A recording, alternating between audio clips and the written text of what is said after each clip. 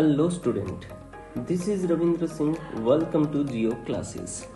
आज हम बात करेंगे 12th ज्योग्राफी के चैप्टर की, ठीक है ना। ज्योग्राफी की आपकी यहाँ दो बुक्स है, एक है ह्यूमन ज्योग्राफी, एक है आपकी फिजिकल ज्योग्राफी, यानी मानव भूगोल और भौतिक भूगोल। तो आज हम स्टार्ट करने वाले हैं आपकी फर्स्ट बुक मानव भूगोल, ठीक है। मानव भूगोल के फर्स्ट चैप्टर के बारे में आज हम बात करेंगे, ठीक है। यहाँ आपको ये जो नोट्स मिलेंगे आप अच्छे से देख सकते हैं। यहाँ आपको आप 100 में से 100 आउट ऑफ आप यहाँ से कर सकते हो। पिछली बार जो यहाँ से पेपर बना था वो इन्हीं चैप्टर में से, इन्हीं नोट्स में से बना था। तो अब आप बेफिक्र हो जाइए और बस वीडियो को ध्यान से देखिए और समझिए, और यहाँ से आप स्क्रीनशॉट लेके आप नोट्स को भी फेयर कर सकते हो, ठीक है। बाकी जो इम्पोर्टेंट क्वेश्चन हम वो चैप्टर के बाद नोट आउट करेंगे, ठीक है। तो बिना किसी देरी के स्टार्ट करते हैं, ठीक है। आई होप आपको अच्छे से समझ आएगा। चैप्टर फर्स्ट जिसे हम बात करते हैं आज, अपना जो चैप्टर है, चैप्टर का नाम है आपका ह्यूमन ज्योग्राफी, ठीक है, मानव भूगोल, ठीक है। मानव भूगोल की यहाँ बात करते हैं अपन।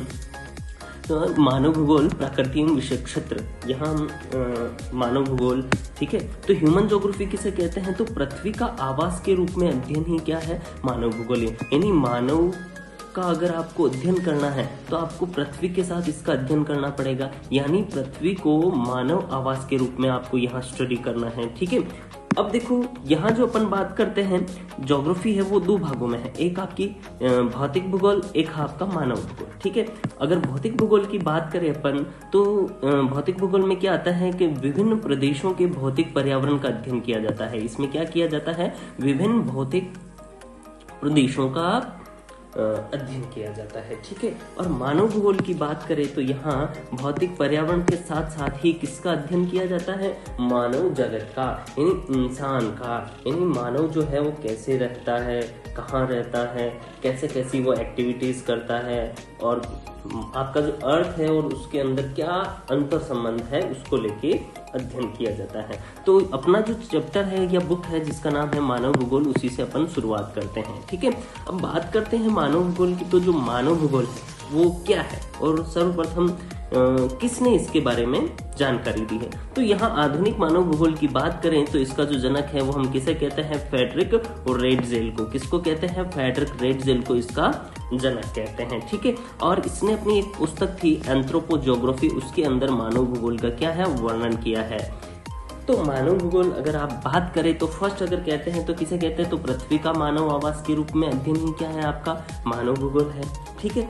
और मानव भूगोल का जो आधुनिक मानव भूगोल का जो जनक है वो कौन है? आपका फ्रेडरिक रेडजेल है, ठीक है। और इसकी एक पुस्तक थी एंथ्रोपोज्योग्राफी, जो भी आपको ध्यान रखनी है, जिसके अंदर मानव भूगोल के वर्णन किया गया है। अब अपन बात करते हैं अपन डेफिनेशन की। जो आपकी जो ह्यूमन ज्योग्राफी है उसकी जो डेफिनेशन है वो किन किनों ने दी थी और कैसे दी है, ठीक है। यहाँ दो इंपॉर्टेंट डेफिनेशन आपको ध्यान में रखनी है, एग्जाम में यहीं से पूछा जाएगा, इसके अलावा कुछ नहीं पूछा जाएगा।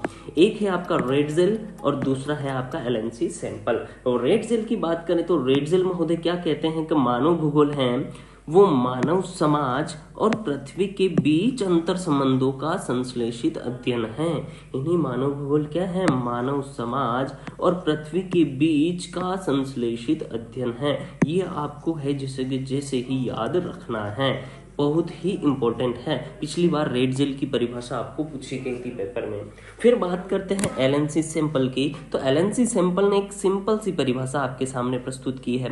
वो कहते हैं कि जो मानव भूगोल है वो क्या है कि अस्थिर पृथ्वी, यानी जो पृथ्वी है आपकी वो क्या है? अस्थिर है, और क्रियाशील मानव, यानी मानव कुछ ना कुछ काम करता रहता है। तो इन दोनों के बीच के संबंधों का अध्ययन बताया, यानी जो मानव भूगोल है वो क्या है?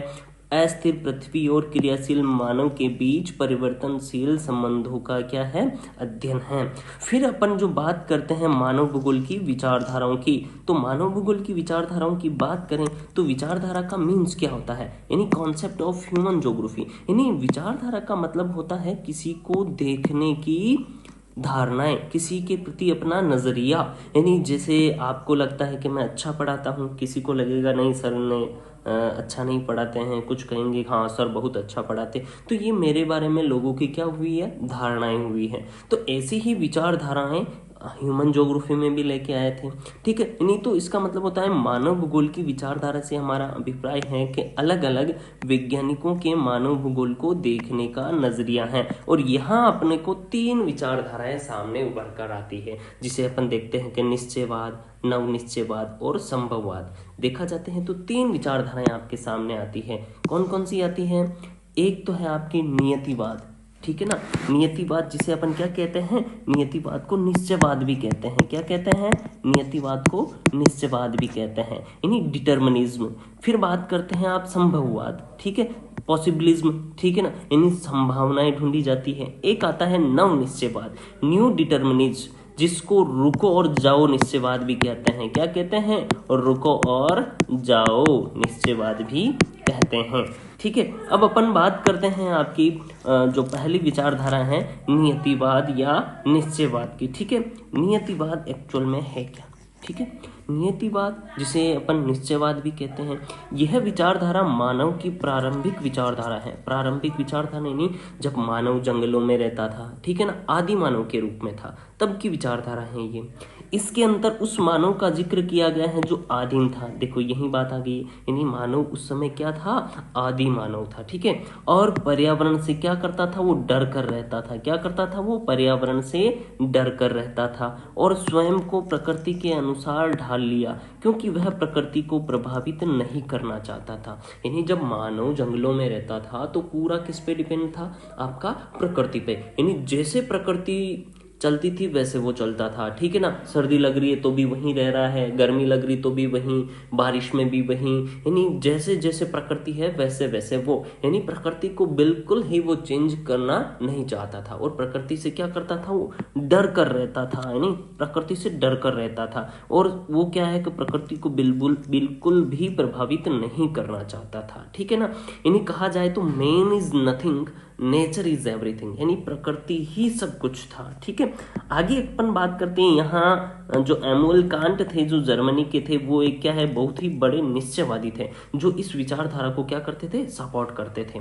इन्होंने एक मस्त एग्जाम्पल दिया है जिससे आप इसको और अच्छे से समझ पाओगे।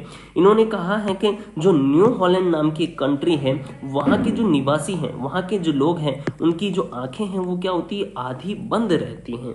इसका कारण क्या है कि यहाँ पर पाई जाने वाली असंख्य मक्खियाँ हैं।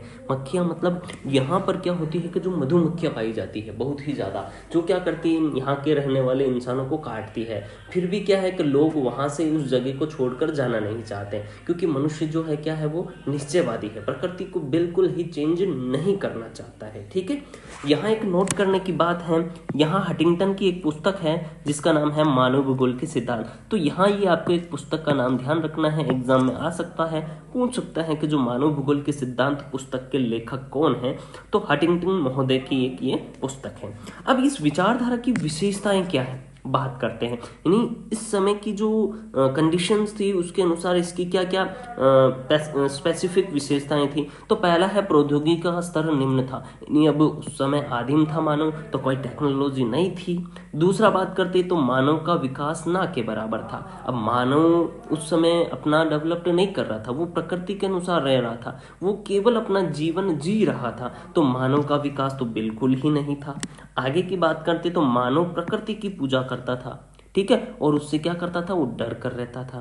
नेक्स्ट पॉइंट की बात करें, मानव सीधे तौर पर प्रकृति पर निर्भर था और वह किसी भी रूप में पृथ्वी को प्रभावित नहीं करना चाहता था। ठीक है, अब फॉर एग्जाम्पल आप यहाँ सबसे बेस्ट एग्जाम्पल को आप यहाँ से समझ सकते हो। ठीक है ना, अब देखो पुराने समय में जब मानव आदिवासी था तो बारिश ना होने पर वह सिंचाई के अन्य साधन ना ढूंढकर वो किसकी पूजा करता था? पृथ्वी की पूजा करने लग जाता था, ताकि बारिश हो सके और वो अच्छे से खेती कर सके। तो ये किसका एग्जाम्पल है? ये निश्चयवाद का। यानी अब मानव ने खेत बोए हैं, अब उसको खेतों में पानी पिलाने को नहीं है, तो वो क्या कर रहा है? यहाँ अब कुएं खोदना नहीं है, उसको ट्यूबवेल वगैरह नहीं लगाना है, नलकूप नहीं है, वो अब किससे, वो प्रकृति को प्रभावित नहीं कर, वो केवल भगवान की पूजा करने लगा है कि भगवान प्लीज बारिश कीजिए और मेरे खेतों में पानी आ पाएगा। अब वो केवल प्रकृति के अनुसार ही है। तो इसमें उदाहरण से हमें ये ज्ञात होता है कि जो निश्चयवादी थे लोग, वो क्या थे? प्रकृति को बिल्कुल ही चेंज नहीं करना चाहते थे। ठीक है, अब नेक्स्ट जो बात करते हैं मानव का प्रकृतिकरण, यानी नेचुरलाइजेशन ऑफ ह्यूमन।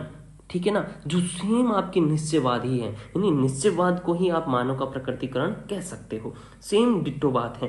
तो एक्चुअल में इसमें क्या है कि देखो, निश्चयवाद की स्थिति को ही अपन ने मानव का प्रकटीकरण कहा है।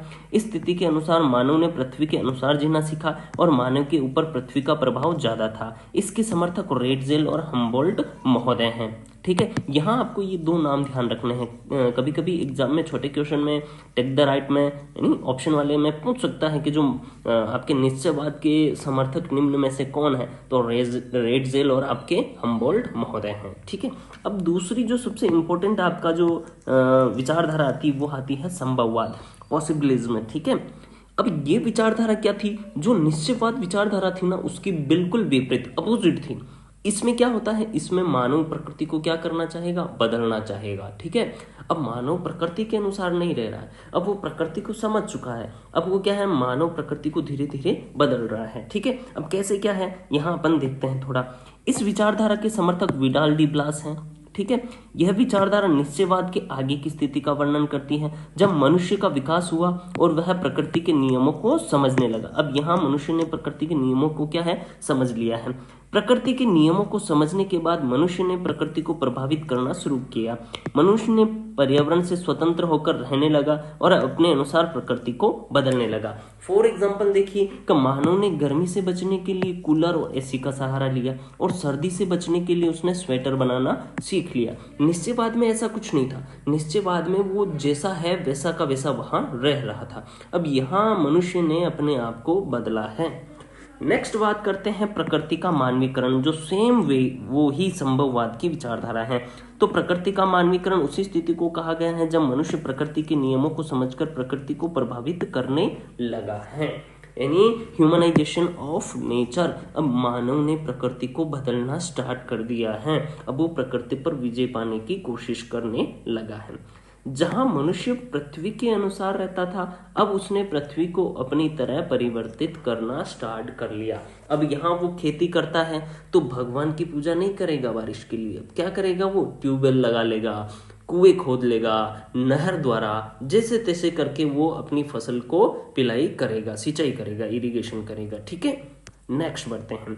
नेक्स्ट जो आपकी विचारधारा आती है वो आती है नव निश्चयवाद। ठीक है, जो नियो डिटर्मिनिज्म भी कहते हैं और इसे रुको और जाओ निश्चयवाद भी कहते हैं। क्या कहते हैं, रुको और जाओ निश्चयवाद। अब इसे रुको और जाओ निश्चयवाद क्यों कहते हैं, तो इसे ये कहते हैं कि भैया आप रुकिए, रुको, प्रकृति को क्या करो, आप समझो, प्रकृति को क्या करो, समझो, फिर आगे बढ़ो। ठीक है, इसने कहा भैया आप चल रहे हो, जा रहे हो, तो एक बार प्रकृति को समझते हुए जाओ। ठीक है, अब प्रकृति को समझकर क्या करता है वो प्रकृति को अगर समझेगा तो प्रकृति को कम से कम नुकसान पहुंचाना चाहेगा। अब यह विचारधारा तो देखो, ना तो पूरी तरह प्रकृति को बदल सकता है और ना ही पूरी तरह मनुष्य प्रभावित कर सकता है, तो ये दोनों के बीच का मार्ग है। ठीक है, मानव केवल प्रकृति को नियमों को समझकर पृथ्वी को अपने अनुसार रहने को बना सकता है। ठीक है, अब देखो, यह निश्चयवाद संभववाद के बीच का रास्ता है ना, संभववाद और निश्चयवाद के बीच का रास्ता है।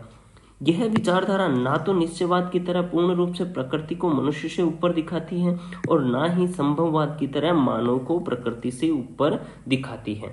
इन दोनों के बीच का ये क्या है, मार्ग है। ठीक है, अब यहाँ आपकी तीनों विचारधाराएं कंप्लीट होती हैं। उसके बाद देखो कि मानव भूगोल के क्षेत्र आते हैं। ठीक है, अब मानव भूगोल के क्षेत्र आपको सीधे सीधे रखने पड़ेंगे यहाँ। तो एक तो है आपका नगरीय भूगोल, दूसरा आर्थिक भूगोल, जनसंख्या भूगोल, आवास भूगोल और सामाजिक भूगोल। और फिर बात करते हैं आपकी जो मानव भूगोल की शाखाएं हैं, तो इनको भी आपको जैसे जैसे रखना होगा, सैन्य विज्ञान भूगोल, जनसंख्या भूगोल, नगरीय भूगोल, सामाजिक भूगोल, आर्थिक भूगोल, व्यवहारवादी भूगोल, ऐतिहासिक भूगोल और राजनीतिक भूगोल। तो ये आपको है जैसे जैसी रटने पड़ेगी। ठीक है, अब यहाँ जो आपका जो फर्स्ट चैप्टर है वो फिनिश होता है। आई होप आपको अच्छे से समझ आया होगा। देखिए एक बार फटाफट से रैपिड फायर करते हैं कि एक्चुअल में इस चैप्टर में था क्या, स्लोली समझते हैं।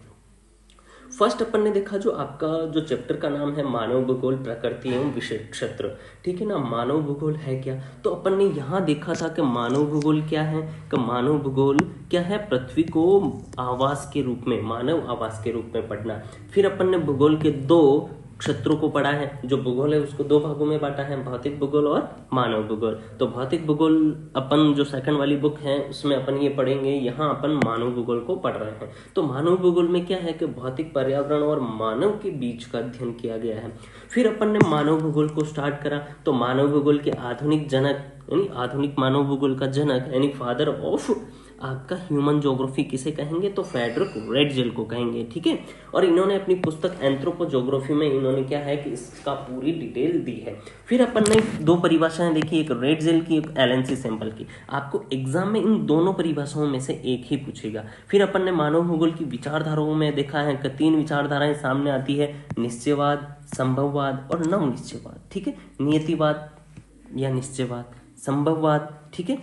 फिर नियतिवाद को अपन ने देखा, इसमें देखा भैया कि man is nothing, nature is everything, यानी मानव कुछ नहीं है, प्रकृति ही क्या है, सब कुछ है, ठीक है। फिर बात करते हैं, आपने सेकंड जो देखी थी, मानव जो है प्रकृति को समझ रहा है, प्रकृति को बदल रहा है, तो वो कौन सी थी, संभववाद, जिसे पॉसिबिलिज्म कहते हैं। ये पॉसिबिलिटी ढूंढता है, ठीक है। अपन ने एग्जाम्पल भी देखा था। फिर मानव का प्रकृतिकरण जो आपका संभववादी है। तीसरी जो विचारधारा थी वो थी आपकी नव निश्चयवाद, ठीक है। इसमें अपन ने देखा कि ये जो निश्चयवाद है और संभववाद के बीच का मार्ग है, क्या है, निश्चयवाद और संभववाद के बीच का मार्ग, एक ब्रिज का काम करता है। ना ये प्रकृति को पूरी तरीके से अपने अनुसार हावी होने देता है, ना प्रकृति को वो चेंज करता है, यानी बीच का मार्ग है, ठीक है। ये कहता है भैया रुकिए, आइए प्रकृति को समझिए और आगे बढ़िए। फिर अपन ने मानव भूगोल के क्षेत्रों को देखा है। यहाँ आप ये तीनों क्षेत्र, 4-5 जो क्षेत्र हैं उनको आप अच्छे से याद कर लीजिए। फिर मानव भूगोल की शाखाएं देखी है। यहाँ आप कोई सा भी सब्जेक्ट है उसके पीछे भूगोल लगा लीजिए आप, तो चल जाएगा, आपका मानव भूगोल की सारी वो शाखाएं हो जाएगी, ठीक है ना। जैसे खनिज भूगोल हो गया है, ऐसे जो कुछ भी और भी पॉइंट्स हैं वो आप इसमें मेंशन कर सकते हैं। इसके अलावा देखो व्यवहारवादी भूगोल, ठीक है ना। और कुछ जो 1970 के बाद कुछ 3 विचारधाराएं और से आई थी, वो अपन बाद में इस चैप्टर के बाद में जब इम्पोर्टेंट क्वेश्चन पे डिस्कस करेंगे तब वहाँ आपकी बात हो जाएगी। तो ये नोट्स आप कर लीजिए अच्छे से, क्योंकि इससे बाहर कुछ नहीं आएगा, ठीक है। पिछली बार इन्हीं नोट्स में से 100 आउट ऑफ 100 बच्चे ने किए थे, ठीक है। Okay, thank you.